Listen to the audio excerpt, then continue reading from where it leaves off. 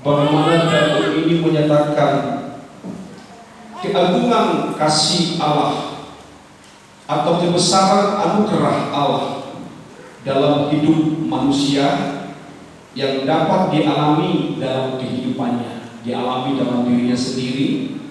Sebab di dalam ayat ini, dalam pasal ini, dalam ayat yang ke-13 dan 14, nanti kita akan melihat pernyataan Daud menggambarkan kasih sayang seorang bapa kepada anak.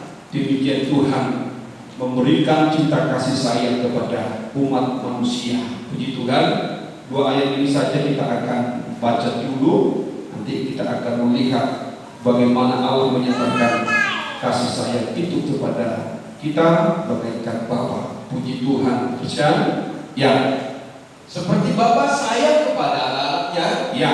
demikian Tuhan sayang kepada orang-orang yang takut akan Dia. Ayat 14. Sebab Dia sendiri tahu apa kita.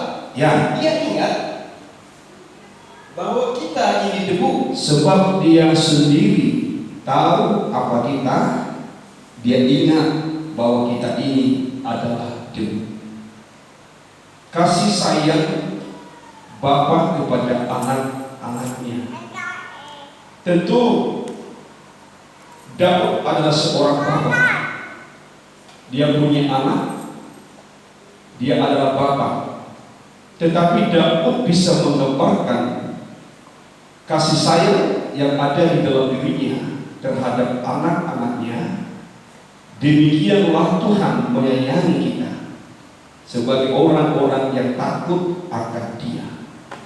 Saya merenungkan ayat ini, bagaimana Daud bisa menyatakan kasih sayang Bapa dibandingkan kasih sayang seorang sebagai Allah yang Dia tunjukkan dalam ayat ini disamakan dengan kasih sayang Bapa. Kita teringat bahwa Daud adalah seorang bapa yang sering mendapatkan satu tekanan hidup oleh karena anak-anaknya. Salah satu anak dari Daud adalah Absalom.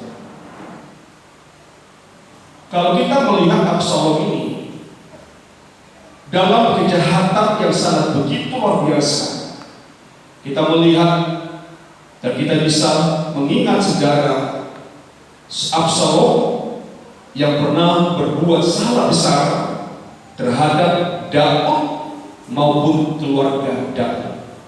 Absalom pernah membunuh Amnon, adiknya sendiri, dibunuh, sehingga terjadi satu kekacauan besar dalam pemerintahan atau kerajaan Daud. Tapi kalau kita melihat di waktu itu Daud tidak menunjukkan satu kemarahan yang setimpal dengan apa yang diperbuat Absalom terhadap Daud. Dan kedua, kita juga pernah mendengarkan bagaimana Absalom ingin merebut tahta daripada bapaknya Daud. Dia provokasi umat-umat Tuhan supaya membuat umat bangsa Israel tidak lagi percaya kepada raja ataupun orang istana. Tapi kita melihat di dalam sejarah, adakah Daud membalaskan perbuatan Absalom sesuai dengan apa yang dia perbuat atau pelanggaran yang dia lakukan? Inilah yang digambarkan Daud terhadap dirinya, terhadap Allah. Aku seorang anak bagi Allah, aku ada pelanggaran, tetapi aku melihat kasih sayang Allah sama dengan kasih sayang Bapa. Tidak ada Bapa menghukum seorang anak setimpal dengan apa yang dia perbuat. Dengan kata lain, tidak ada seorang Bapa ingin menginginkan kebinasaan anak-anaknya. Tapi seorang Bapa memiliki kasih, seorang Bapa memiliki panjang sabar, seorang Bapa memiliki kasih sayang terhadap anak-anaknya. Daud berkata, demikianlah Allah itu terhadap umat-umatnya. Kalau kita dapat membayangkan kasih sayang Allah yang begitu besar dalam kehidupan kita, dan inilah yang menuntut Daud kita bersyukur kepada Tuhan. Maka di dalam ayat ini dia berkata di dalam ayat yang pertama, puji Tuhan hai jiwaku, puji namanya, kudus hai segenap batinku. Kalau kita dapat merenungkan kasih sayang Allah dalam kehidupan kita, Daud menggambarkan di sini bagaimana seorang bapak mengasihi anaknya, begitu Allah mengasihi saya dan saudara, mengasihi orang-orang yang takut akan Dia. Maka di dalam ayat yang ke-10 dia menunjukkan kasih sayang Bapa. Dia berkata bahwa Dia tidak membalaskan kesalahan anaknya yang setimpal dengan kesalahan. Coba kita lihat dalam ayat 10 apa yang dikatakan Daud tentang Allah yang memiliki kasih sayang seperti Bapa itu. Puji nama Tuhan. Baik, kita akan lihat di dalam Mazmur pasal 3 103 ayat yang ke-10. Perhatikan baik, puji nama Tuhan. Ya, Tidak dilakukannya kepada kita Ya. setimpal dengan dosa kita. tidak dilakukannya kepada kita setimpal dengan dosa kita. Terus ya, Dan tidak dibalasnya kepada kita Ya. setimpal dengan kesalahan kita. Tuhan tidak mau melakukan hal itu terhadap anak-anak yang dikasihinya. Sama dengan kita terhadap anak kita sudah tahu. Anak kita melakukan pelanggaran, sepatutnya dia harus dihukum setimpal dengan kesalahannya. Kalau kita bicara hukum tuntutan. Tetapi Daud melihat Allah itu tidak semacam itu, karena Daud juga pernah berbuat salah di depan Allah. Seandainya dia merenungkan kesalahan yang dia perbuat terhadap Tuhan di waktu dia jatuh dalam dosa, sepatutnya Daud itu sudah terhukum oleh Allah dengan tuntutan hukum yang berlaku, yaitu kebinasaan. Tapi dia melihat Allah yang dia sembah itu, kasih sayang Allahnya sama dengan kasih sayang Bapa terhadap anak-anaknya. Bapa itu, Allah itu tak pernah melakukan penghukuman, pembalasan yang sesuai dengan pelanggaran yang kita perbuat. Ini salah satu. Maka disitulah Daud mengatakan bahwa kasih sayang seorang bapa terhadap anak-anaknya, begitulah kasih sayang Allah terhadap orang-orang yang takut akan Dia. Mungkin seorang ibu tidak bisa dapat merasakan bagaimana kasih sayang seorang bapa terhadap anak, tetapi kami seorang bapa, sebagai bapa, kami bisa dapat merasakan kasih sayang terhadap anak. Disinilah yang dilihat oleh Daud. Maka di dalam pernyataan ini dia dapat menyatakan bahwa Allah yang disembah itu, bahwa Tuhan yang dia muliakan, Allah yang diagungkan itu benar-benar Allah yang sangat begitu besar dalam kasih sayangnya. Nah, kedua, apa yang dilihat oleh Daud, perhatikan dalam ayat yang ke-8 supaya kita nanti melihat bagaimana Allah menempatkan kasih sayang terhadap anak-anaknya atau orang yang takut kepada Dia seperti bapa yang mengasihi anak-anaknya. Puji nama Tuhan. Ayat yang ke-8, perhatikan dengan baik. Haleluya. Ya. Tuhan adalah penyayang dan pengasih, Ya. yang sabar dan berlimpah kasih setia. Tuhan penyayang dan pengasih. Dia seorang yang panjang sabar dan berlimpah kasih setia. Panjang sabar inilah yang kita dapatkan hari ini. Kalau kita dapat merasakan bagaimana Allah memiliki panjang sabar yang sangat begitu luar biasa. Dia memperbuat umat itu benar-benar di dalam kasih yang penuh dengan panjang sabar. Disitulah mungkin Daud melihat bagaimana Allah yang dia puji, Allah yang diagungkan itu tidak ada bandingannya di dalam kasih sayang. Maka dia alami itu dalam dirinya, dan dia juga buktikan itu, nyatakan itu dalam perbuatannya. Tadi saya sudah menggambarkan bagaimana dia mengasihi Absalom. Udah begitu jahatnya Absalom. Tapi di saat Absalom melarikan diri beberapa waktu, tetapi hatinya merendukkan Absalom. Di saat Absalom nampak di hadapan dia, dan 2 Samuel dikatakan dia peluk, dia cium Absalom. Artinya apa? Dia tidak mau anak-anaknya hilang.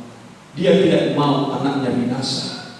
Begitulah kasih sayang Allah itu digambarkan pemazmur Daud di dalam tulisannya ini.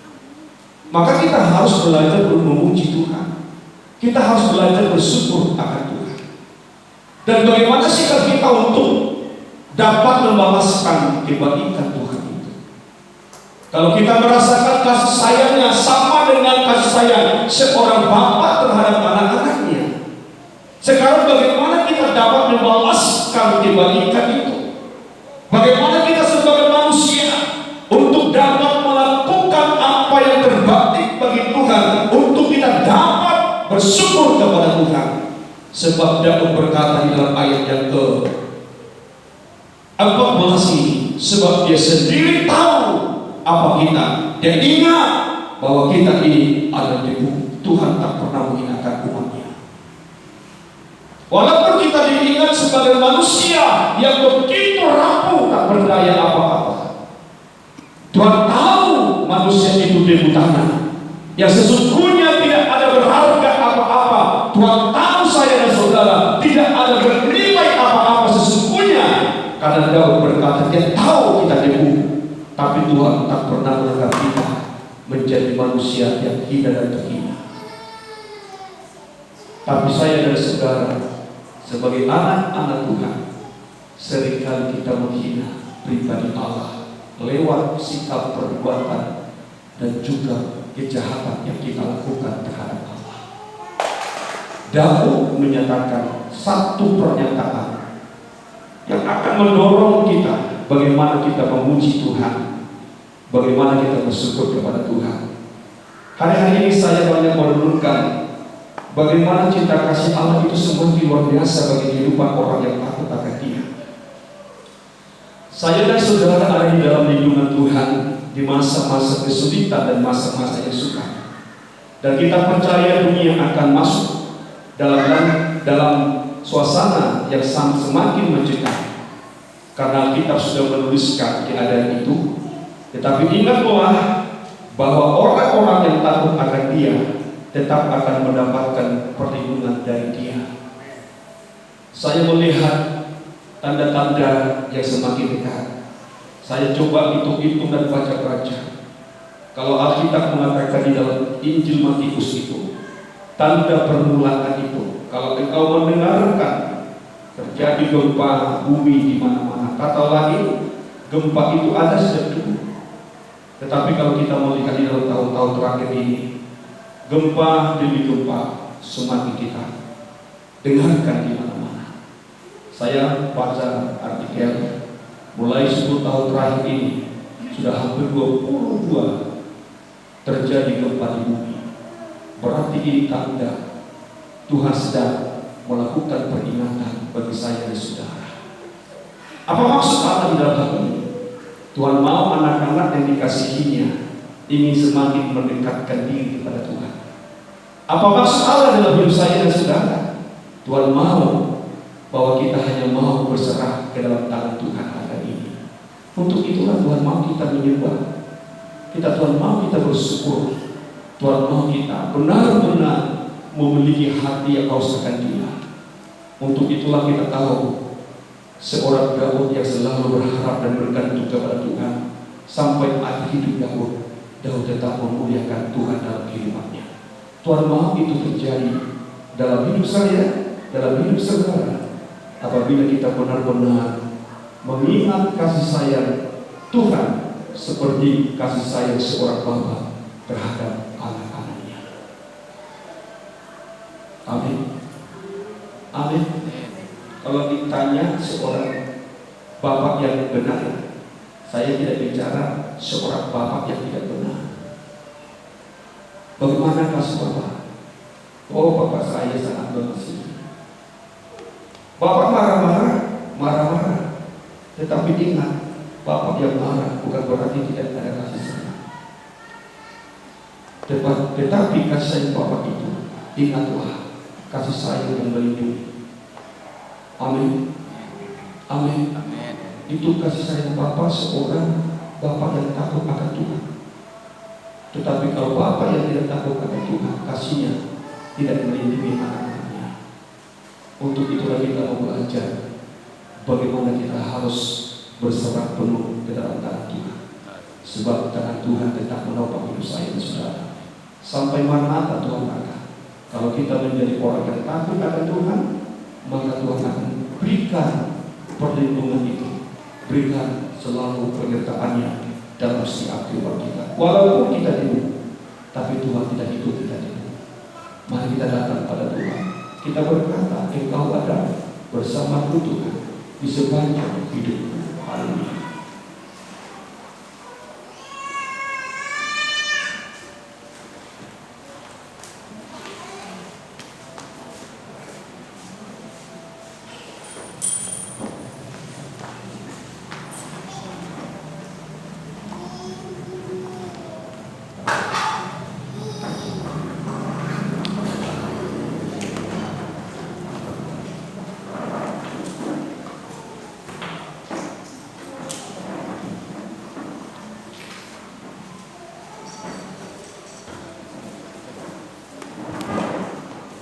Kalau ada bersama Tuhan pada